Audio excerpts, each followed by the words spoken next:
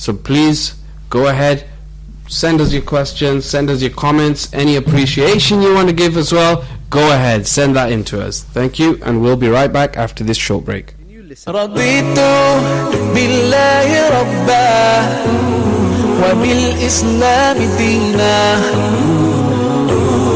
رضيت بالله ربا وبالإسلام دينا وبمحمد صلى الله عليه وسلم نبيا ورسولا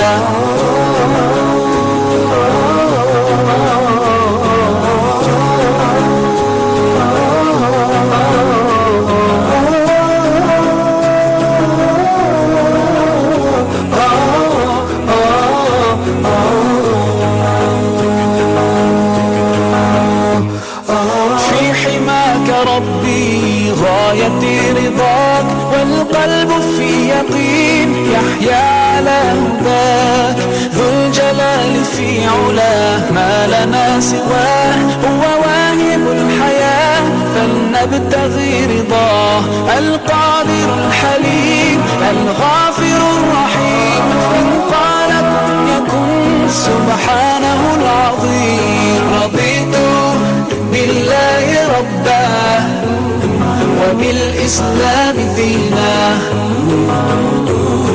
رضيت بالله ربا وبالإسلام دينا وبمحمد صلى الله عليه وسلم نبيا ورسولا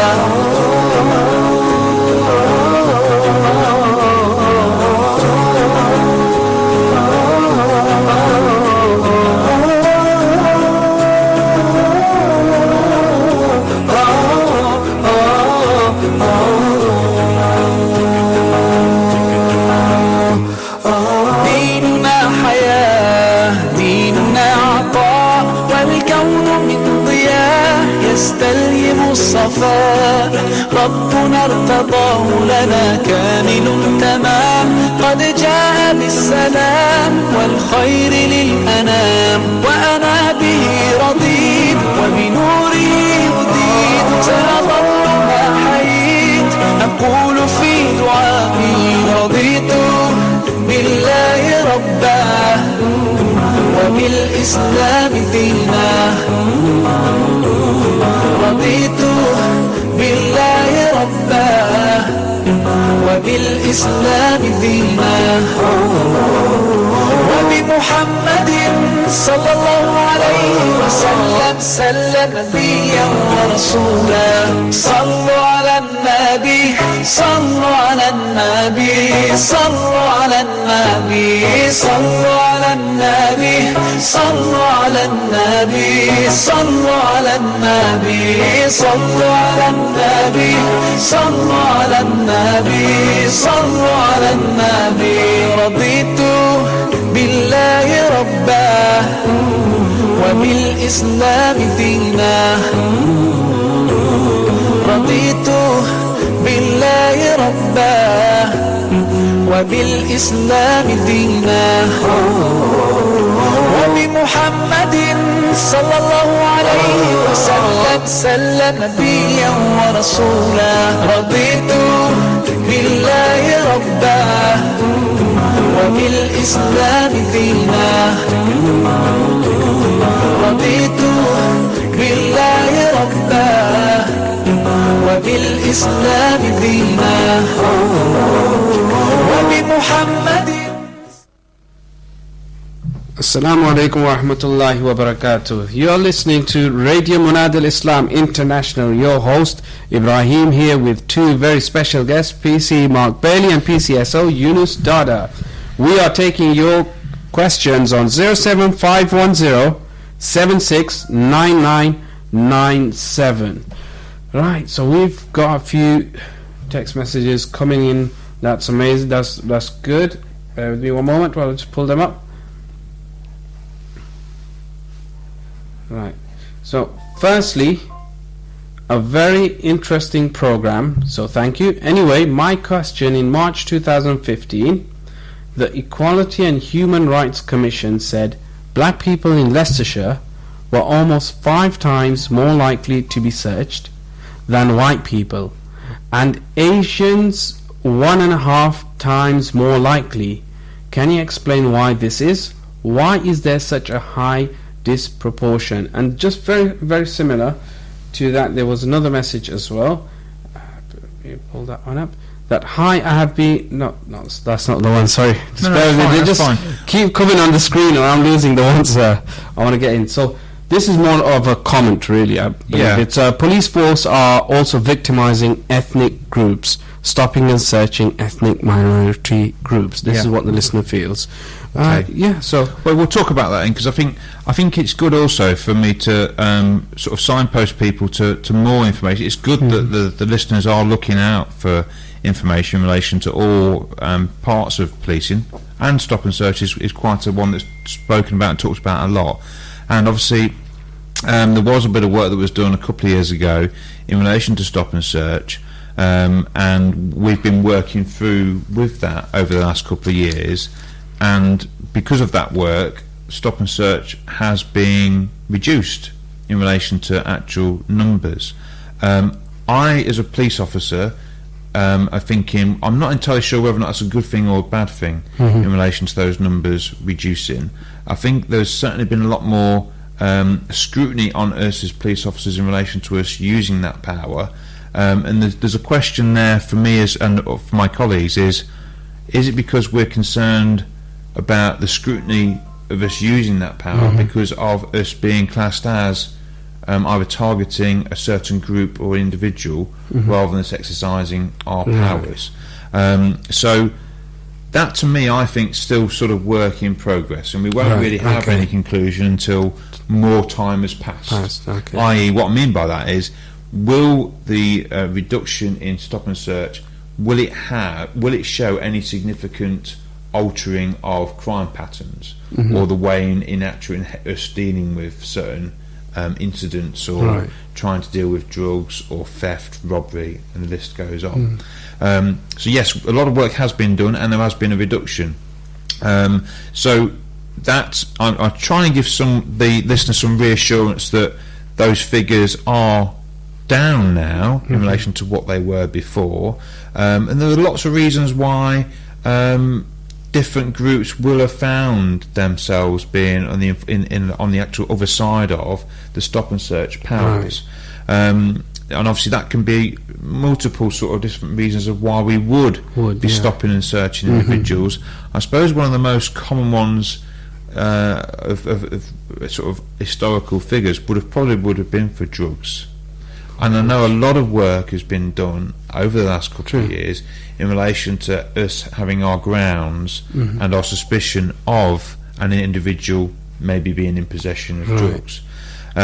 So there's a lot of work that's been done on that. Figures are certainly lower than what they are before, and I think we won't really know the impact of that until more time goes down the line. However, it is important for people like the listener to look at our stop and search page on the Leicestershire Police website, because there's lots of information about the use of stop and search, and it does point out that the police have the legal right to stop and search members of the public for a variety of reasons, but only if we suspect those individuals of carrying drugs, weapons, stolen property, items to commit crime, fireworks, the list goes on. And there's also a very good YouTube video for people to watch there, and it's asked, the title is "Why do we need stop and search?"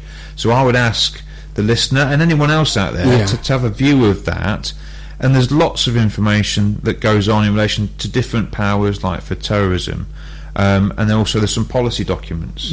So you can't be any more sort of I would say open and transparent, and we've even got, like that person said, you've got now the best use of stop and search form, but also it talks about scrutiny, and the Race Equality Centre, they would regularly go through things. It tells how to make a complaint, talks about compensation, it even talks about the document that I think that the person was referring to as well. So it's all there on our website, and I think the only thing I can say is there has been a reduction. I mean, I know even I, as an individual in Spinney Hill, I was brought into my inspector's office probably about 4 or 5 years ago, saying why my stop and search was mainly for black and Asian individuals, and I just had to look at my inspector and I said, well, where do I police? True. Very true. My area as a neighbourhood officer, I don't go anywhere out of the Highfields area, right. And I don't really see that many white British individuals in my day-to-day business. Okay. So the chances or the percentage of me likely to stop and search an individual from a different ethnicity is quite high. And I could justify that, so that was reasonable in what you does expect. make sense, obviously. Of course. Yeah, it does make sense, and thankfully I as a police officer had nothing to worry about, because I could justify what stop and searches I had done. But I mean, I'm just trying to express to the listeners that it is checked, and we have a system on our computer system where we would log our searches, and so much more work's been done over the last few years about our grounds, our suspicion level, what we said to the individual when we've gone through doing the search, what force we've used, and so there's a lot more that has been done in relation to the training and the recording of stop and search. But I know for some people it's still a bone of contention. It's still something that worries people. No, I get that. And a lot of people, and like the race equality, when they look at it, one of the questions that either they or other civil rights people will look at is, well, what's the correlation between being stopped and searched and then maybe an action by the police? And what I mean by action is either arrested or an offence being reported for that individual. And a lot of the times it's been very low, i.e. we might have searched hundreds of people, yet maybe very few have been either arrested or action has been formally taken against them for a prosecution. So it is a little bit at odds with itself in relation to the power and then the disposal or what happens afterwards. So I get it, and I think it's good that the public still question and challenge the powers that the police have, because that's what we need. We need that reality check with the members of the public. If they're not happy with the powers that's been given to us, then they need to lobby their MP and say we're not happy and we need to change it. And like I said, we will see. Now we've changed and we're not probably doing as much as we have done in relation to stop and search. Let's see if there are any adverse consequences of that in the next few years. And then we have to adapt and move on. Maybe there'll be no consequences. I know at one point, I think as police officers, we were thinking, Home Secretary at the time, now our Prime Minister, we was thinking, would Theresa May even say, I'm getting rid of stop and search? I think she was considering it. So we'll see how things go, but I'd like to sort of echo again and reassure people that things are a lot different than what they were sort of 2 or 3 years ago. Right, so that's good. Got another one come through, another question. I have been going to the Royal Infirmary in Leicester every day for the past 2-3 weeks and noticed different guys asking for money because of some excuses they come out with. Their dressing says it all. I have complained at the hospital, but just wanted to ask if you could help the hospital. Okay, I'm not aware of this. I know Eunice was saying you think you've heard of something similar. I think something like that. It sounds either potentially some sort of I say either a charity or it's going to be some sort of like bogus begging or fraud sort of thing going on. So I think my first initial advice would be never to hand over money to people on the doorstep or in the street. And I know that can sometimes be quite alien, particularly with the Muslim public or individuals, because it's very giving, the Muslim sort of religion. Lots of charity that goes on, but on the other side of that, it can also be abused. Right, true. And we have our instances. That element of feeling as well. Sometimes when someone does ask, you feel if I don't give it, they might cause me harm, Yeah. try to grab whatever I got. So sometimes